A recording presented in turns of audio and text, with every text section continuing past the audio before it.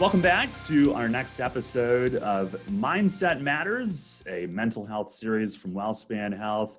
And Dr. Diller, we have a title. I know, this is awesome. Yes, we had many to choose from, and a great team there with the Revs, and with your marketing team, and then also just some other ideas from on the WellSpan side of things. So yeah, we have a title, man. This is awesome. It's exciting stuff, and only took like 3 radio episodes, but now, for behind the scenes, you and I are doing this, a couple weeks in advance of when it airs on radio, of course. But right. Then each of those radio segments becomes kind of a YouTube podcast, so people can consume this program in smaller sample sizes. But it's great to have everybody with us again. It's a topic that you and I are both very passionate about, very near and dear to our hearts. Yes. My name is Daryl Henry. I'm the radio broadcaster for the York Revolution, WOIK General Manager as well, and Dr. Michael Diller, licensed psychologist from WellSpan Health, also heads up the Employee Assistance Program at WellSpan. So Mike, thank you. Welcome once again. I think we're off to a great start with this program, hopefully making a difference and creating some awareness for a lot of people. Yeah, I'm with you, Daryl. Just something I'm very passionate about, and just want to just really happy to be here with you and with our audience members also that have joined us. I think just every time we have a conversation about just kind of our emotional well-being, and mental health, good mental health. That's what we want. All of us want that. We're helping break down that stigma to say, you know what, it's okay to talk about this, and it's okay sometimes not to be okay. But there are things to be able to do about that so that we can be better instead of just trying to get by. So here we are. Here we are indeed. And, we kind of we go into each of these with a loose idea of what the topic might be, but sometimes conversation between you and I just happens, and we end up going towards something that we feel is very important. So, I guess to start it off this week, I'll share something that I do as somebody that battles depression and anxiety and has for a long time, sometimes for, really long, tough periods. Other times, it's kind of just in the background and you're trying to power through and deal with it. But, for me, one thing that I have found is a very useful tool to me, and I'll get into like these obsessive thought cycles if it's something that bothers me, and I'll just keep going over and over in my head and I can't move past it. Kind of a combination anxiety, depression. I mean, they work together. Mm-hmm. Like, it's amazing the way they fit together, like 2 perfect puzzle pieces.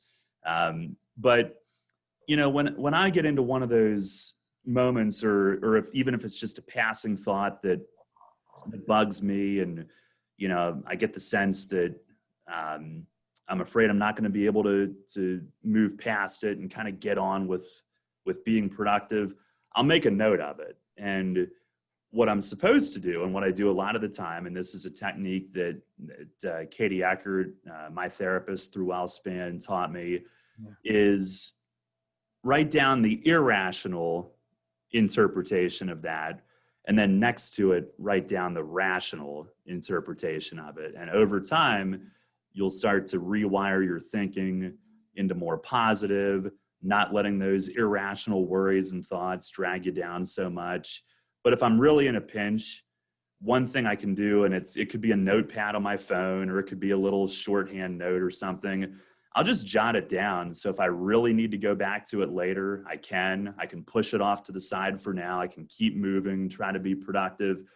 But the reason I bring that up, Mike, is I think it's really important that, obviously, the reason we're doing this program is to talk about these things. Right. It's so important that people bring those things up and get them off their chest, and get them, like, whether you're talking to a friend or a therapist or whatever your outlet is, if you continue to suppress those things, it could start with something really small.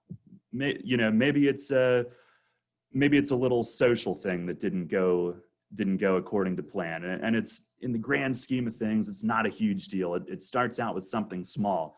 But if you keep that suppressed, all of a sudden your interpretation of it warps, becomes a bigger and bigger deal in your own head. All of a sudden you spiral, you're not your best self anymore, and you start to feel bad about everything. So I kind of wanted to start with that, and maybe you could speak a little bit more to that and how it works clinically. But in my experience, if I keep those things in, even if it's small, it could really quickly become a big thing.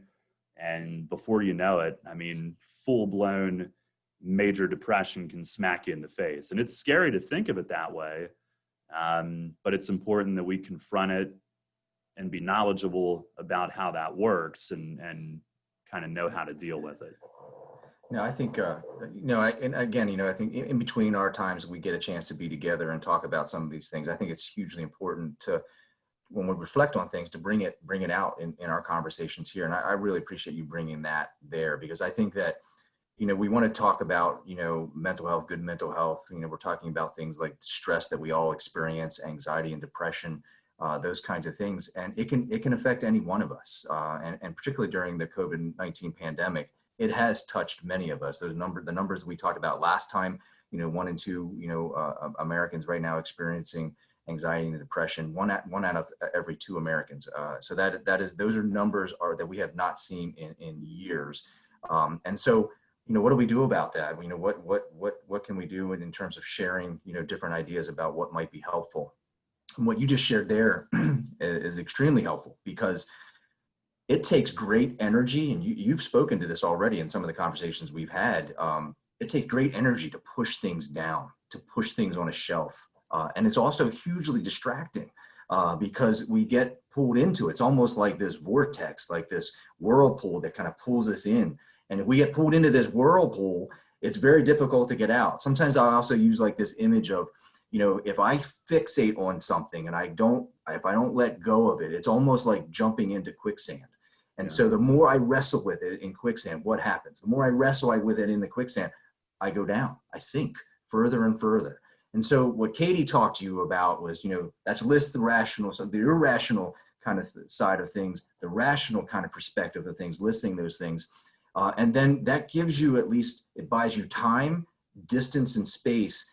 And then also the ability to kind of separate and change the self-talk, how I'm just thinking about something. And it's really, instead of wrestling in the quicksand, it's having someone or a branch close by to the pool of quicksand that you can hold on to and then pull yourself actually out of it.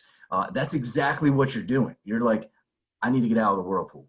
I need to get out of the quicksand. How do I do that? Those are some things that you can do. And it may not be, well, gosh, I have to think about the rational kinds of things. I need to think about the irrational kinds of things. Those are spot on. That's backed up by evidence and research, how to be able to do that and the benefit of that. But sometimes just jotting them down and just getting them out one step removed from here can be helpful. And you made a statement there. If it's that important, if it's that necessary that I need to get to it later, I'll go back to it. And sometimes people will find that they never go back to it. Yeah. They're able to kind of put it in their notes, put it in their phone, and they're thinking, it's really important. I need to get back to that, but I can't do it right now. I need to stay focused. I'm going to stay focused on this. One step removed, put it in my notes. I'll get to it later. Then they figure out later that they forgot to go back to the notes that they were so fixated on. But by doing that, it's the branch that you grab a hold on that gets you out of that quicksand or that whirlwind. So I think that's very important, because it's not just acknowledging that happens. That's huge. We talked about that already. Just got to say, I'm not in a good place right now. And so that's the first step. And then is, what do I do with that? And do I just keep putting my energy in just trying to push it down or put it on a shelf? And we've talked about this, Daryl, at some point in time, I can keep stuffing and putting it on the shelf, but at some point in time, there's going to be no more room at the end. Things are going to start falling off the shelf. There's not going to be any more space to kind of breathe, and everything feels like it might be closing in. And that takes away energy. It's hugely distracting. And like you said, that puzzle, anxiety and depression, When that continues, that depression then can set in and create that much more of a struggle and challenge. So you're giving tips, Daryl. You're giving tips here in terms of just kind of sharing kind of the knowledge of what can I do? Write it down, get it out, one step removed, or doing what Katie had shared with you about what are some of the rational thoughts versus the irrational thoughts. And then you can kind of see the difference and say, wait a minute, it gives you space, distance, and the ability to change the self-talk.